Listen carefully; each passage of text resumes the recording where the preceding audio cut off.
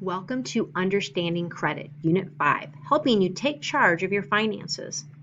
In this first section of notes, our learning objectives are to help you recognize the difference between credit and debit and compare the sources of consumer credit.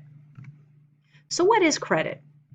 Well, credit is when goods or services or money is received in exchange for the promise to pay a definite sum of money at a future date. Credit is derived from the Latin word credo, meaning I believe. So why would a person want to use credit? Well, typically credit is used to be able to buy something beyond or afford something beyond what your monthly budget or monthly income could afford. So how does a person obtain credit? Well, the borrower is in need in credit, and that's a person who needs to receive some source of money. The borrower requests to receive credit from a lender. That lender could be a person or an organization who has the resources to provide the borrower money. The lender determines whether to grant the borrower credit based on their perceived creditworthiness. Well, creditworthiness is an individual's ability and willingness to pay that money back. Well, why would a lender assess a borrower's creditworthiness before granting credit? Have you ever had friends ask to borrow something, and there's some friends you trust will get that item back as soon as they borrow it and have it back to you washed, versus there's some friends that you've let borrow something and you've never seen it re-returned?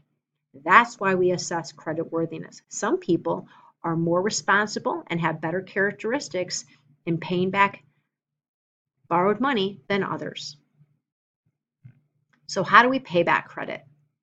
Well, if approved, the borrower will receive money from the lender, and that borrower is usually expected to pay that interest in addition to the money borrowed. And remember, interest is the price of money.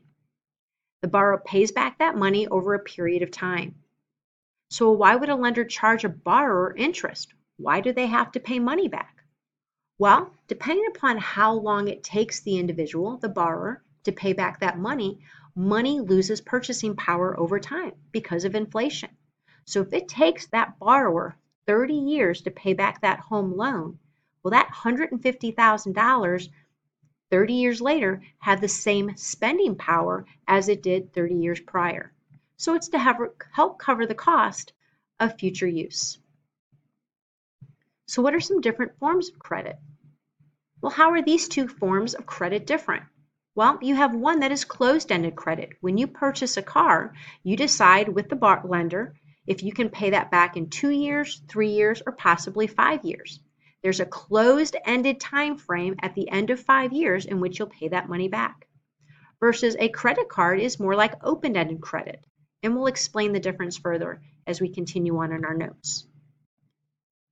So, the definition of closed-ended credit is a one-time loan, versus open-ended credit is a credit extended in advance to be used whenever the borrower needed to use that money in the future.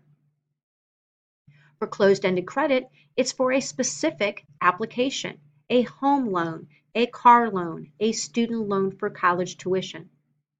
Open-ended credit could be used for a wide variety of purposes. This week I might use my credit card to buy gas. Next week I might use my credit card to buy dinner. The next week I might buy something online and use it for security. How do I make payments with closed-ended credit? Well, those are specified payments over a specific period of time. So if I have a car loan over 5 years, I make 12 equal payments each year over 5 years, making 60 total payments. Versus open-ended credit, it's going to vary.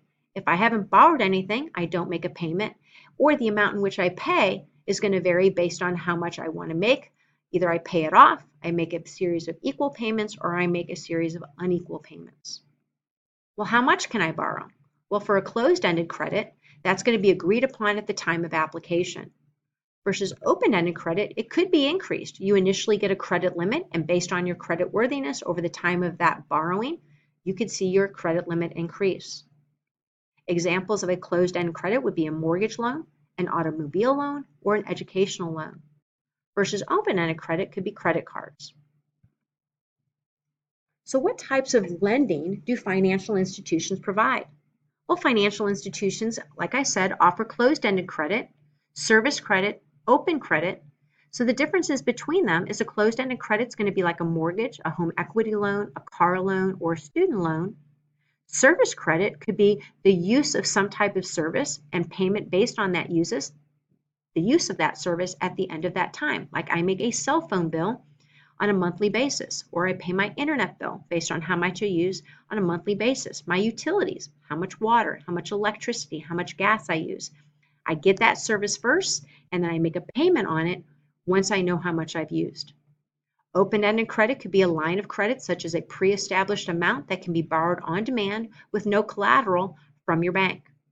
You could get a bank credit card like a Visa, MasterCard, or Discover, or a retail credit card like Macy's, American Eagle, or Best Buy. So what is a credit card? Well, that's a pre-approved credit which can be used for the purchase of goods and services now with payment later. You may continue to borrow as long as the credit limit, which is the maximum dollar amount loaned, is not exceeded. And credit limits vary based on a person's creditworthiness. So how is credit card interest calculated? Well, this is interest that's charged each month when the balance is not paid in full. The rate at which the interest is charged is referred to as your APR, or your annual percentage rate, which is the cost of credit expressed in a yearly interest rate. With a credit card, you must make at least a monthly minimum payment if there's a balance on that credit card. This is the required amount to make on a minimum basis each month. Usually, credit cards will require a small percentage, such as 2.5% up to 5% of the total balance due. This must be paid minimally every month. So here's an example of how minimum payments could affect the cost of borrowing. So let's say Miranda prepares for her first semester of college.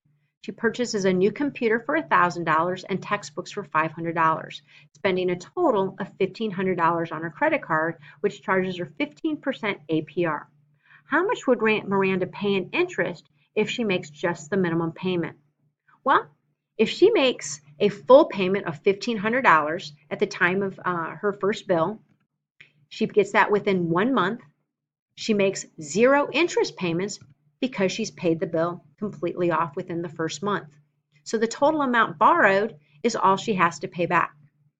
If you just make a partial payment, such as $135 each month towards that $1,500, now it's going to take Miranda a year to pay off that $1,500. And because she carried a balance each month, she's going to have interest. And that interest is going to be $125. Now, her total cost of borrowing is $1,625. Now, let's say Miranda just makes the minimum payment each month, $30. It's going to take her 11 years to pay off that $1,500. And the interest incurred over that time period is $1,413, equaling $2,913 at the end of 11 years. Was that $1,500 really worth it? So there's definitely advantages and disadvantages to using credit. They're definitely a convenient payment tool. You don't have to carry around cash. It's very useful for emergencies. It's often required to hold a reservation, such as a hotel or a restaurant, or renting a car. Able to purchase big ticket items to spread out those payments over a period of time. It helps protect against fraud. I'd rather use a credit card online and have them steal from a bank versus steal from my personal account. It gives you an opportunity to establish a positive credit history. It allows you to do online shopping. It's much safer than a debit card.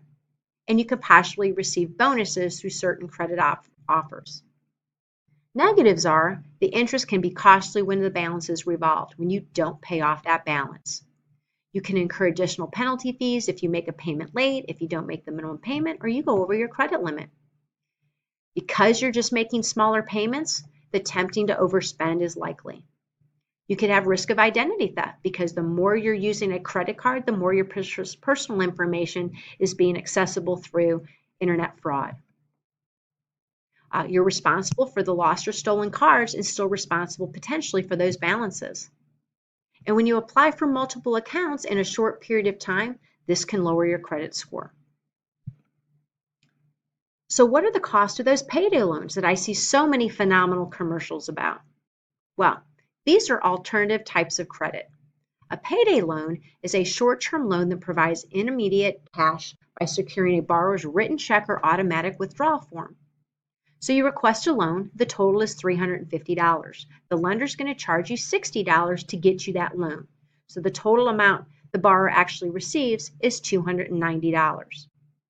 On the agreed upon date, usually on payday, the lender seeks their fees by depositing the check or withdrawing the money from the individual's account. If the borrower does not have the money in their account, you accumulate fees and possible legal action, or you continue to pay $60 fee again to keep the existing loan outstanding or take out a new loan to pay off your prior loan. Rent and own is when a borrower leases tangible items with the condition that the item will be owned by the renter if the term of the rent is completed.